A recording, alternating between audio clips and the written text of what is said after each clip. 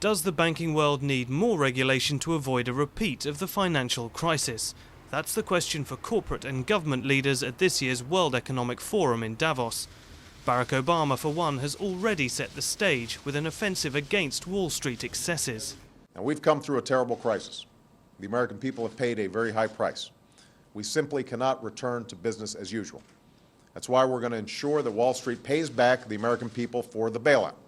That's why we're going to rein in the excess and abuse that nearly brought down our financial system.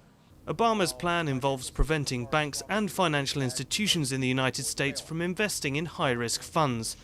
Leaders in Europe and Latin America are keen to do the same, but economists believe the power of the banks and their lobbyists should not be underestimated.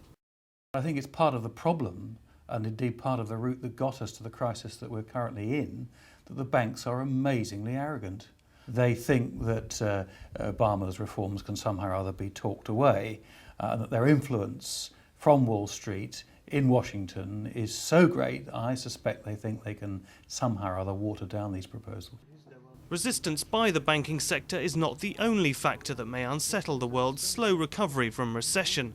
The highest level of unemployment since the Second World War is currently blighting the world's richest nations, a situation which may yet trigger social unrest as well as paralyse productivity. I think politicians have got to tread very carefully. I think we're going to be in for a long, hard slog, and I wouldn't rule out a double dip into another recession. An eventuality that remains real.